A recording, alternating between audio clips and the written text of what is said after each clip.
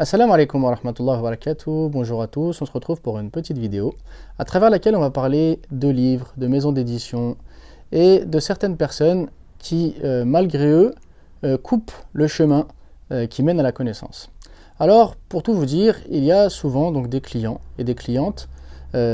qui rentrent donc dans des librairies, dans un autre ou dans d'autres librairies, avec toutes leurs bonnes intentions, avec toute leur envie de connaître un peu plus leur religion, de découvrir l'islam, de découvrir l'islam en profondeur, d'accéder à la connaissance, les histoires des prophètes, les histoires du prophète, sallallahu alayhi wa sallam, les hadiths, la spiritualité, le dogme, l'histoire, bref, tout ce qui va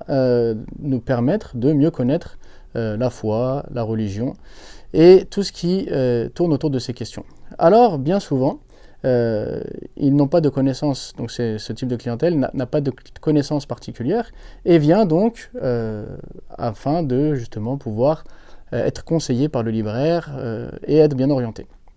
Mais le problème, c'est qu'une fois qu'ils achètent des livres et qu'ils commencent à les lire, il y a certaines personnes qui bien souvent sont des débutants en religion, qui n'ont très peu de connaissances et très peu de lecture, qui par la suite leur disent « Attention à cet auteur, il ne faut pas que tu lises le livre. Attention à cette édition, il ne faut pas que tu lises cette édition. Attention à ce livre-là, c'est pas un bon livre, il n'est pas authentique, etc. etc. » Et du coup, ces personnes munies de bonnes intentions, qui ont fait confiance au lecteur, qui ont fait confiance à la personne qui les a conseillés dans leur lecture, donc par exemple le libraire, ou qui ont fait confiance à quelqu'un sur Internet qui avait présenté un livre, ou qui ont fait confiance au titre, etc., donc qui les a attirés, ou à l'auteur dont ils avaient entendu parler, se retrouvent alors complètement perturbées. Et une fois qu'elles sont perturbées, elles se disent, bon finalement, dans le doute, je ne lis pas. Et puisqu'elles ne lisent pas, eh bien, elles vont soit se tourner vers des livres que ces personnes-là leur auront recommandés, qui bien souvent sont des livres qui traitent toujours des mêmes questions, toujours par les mêmes auteurs, et qui peuvent être très intéressants, mais qui ne permettent pas de dépasser un certain stade de connaissance. Et donc, ces personnes-là vont par la suite soit se renfermer sur elles-mêmes, parce qu'elles vont être dans le doute en permanence, et se dire, il faut mieux pas lire, il faut mieux pas apprendre, je ne sais pas si c'est authentique, je ne sais pas si la personne est fiable, etc. Donc, elles se retrouvent totalement perdues. Et une fois qu'elle est perdue, le réflexe, c'est quoi? C'est de finalement rester à prendre la science sur Internet, donc lire des messages sur Twitter, des messages sur Facebook, des stories sur Instagram, etc. De la part de personnes, cette fois-ci, dont on n'a aucune information sur leurs compétences, leurs connaissances, qui sont bien souvent cachées derrière des pseudos, dont on ignore tout du cursus religieux ou même de la capacité intellectuelle pour donner des conseils. Et donc finalement, ces personnes-là qui étaient venues pour cheminer avec une bonne intention se retrouvent perturbées et à cause du doute, s'écartent complètement de la connaissance. Ou bien souvent, elles reviennent carrément même en boutique, voir les libraires en disant « Ah non, on m'a dit que ce livre-là n'était pas fiable, on m'a dit que cet auteur n'était pas fiable ». Le problème, c'est qu'il y a forcément des livres qui peuvent ne pas être fiables. Il y a effectivement des auteurs qui peuvent ne pas être fiables. Mais il y a une manière d'aborder les choses. C'est-à-dire, on ne va pas demander à une personne qui a bouquiné un jour un livre de médecine, comment est-ce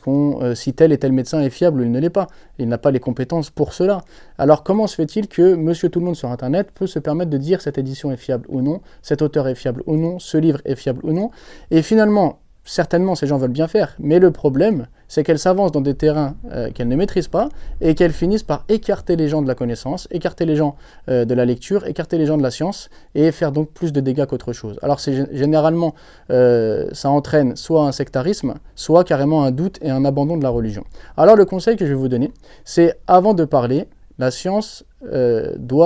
il faut d'abord avoir la science avant de parler, donc la science avant la parole et l'action. Donc toute personne qui veut parler, qui veut dire ce livre est bon, ce livre est bon, ce livre n'est pas bon, doit avoir les connaissances nécessaires pour cela. Et si les personnes n'ont pas les connaissances nécessaires pour cela, qu'elles s'abstiennent de parler. Car combien d'éditions ont pu faire des erreurs dans tel et tel choix éditorial, mais à côté de ça ont de très bons livres? Combien d'auteurs ont pu se tromper sur telle et telle question, mais à côté de ça ont excellé dans l'écriture de tel ou tel livre? Donc, avant de vous prononcer, renseignez-vous auprès des personnes qui connaissent, mais surtout auprès des personnes qui lisent, et non pas auprès des personnes qui répondent avec un certain sectarisme, ou qui répondent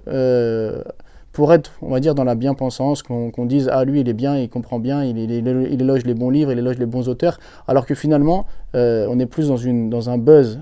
d'Internet d'une personne qui veut se faire bien voir que dans une personne qui réellement sait de quoi ça parle. Et le rôle donc d'un libraire, ce n'est pas uniquement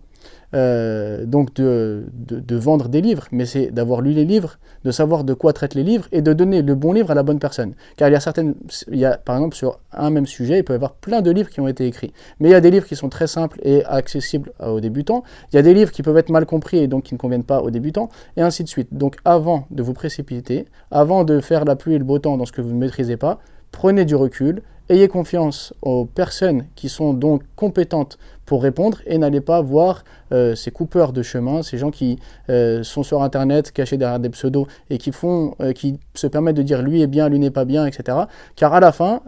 sur les milliers de livres qui existent en français, vous aurez droit de lire que 2-3 livres qui parleront toujours des mêmes questions et finalement, dans 10 ans, dans 15 ans, vous serez toujours aussi ignorant de votre religion alors que les gens qui justement n'étaient pas tombés dans ces pièges-là auront pu accéder à de nombreux sujets et être ouverts d'esprit, être épanouis, avoir des connaissances fermes sur de nombreux sujets. Donc la prudence, ok, mais le sectarisme et la calomnie, la médisance et la défiance sur tout ce qu'on ne connaît pas, non.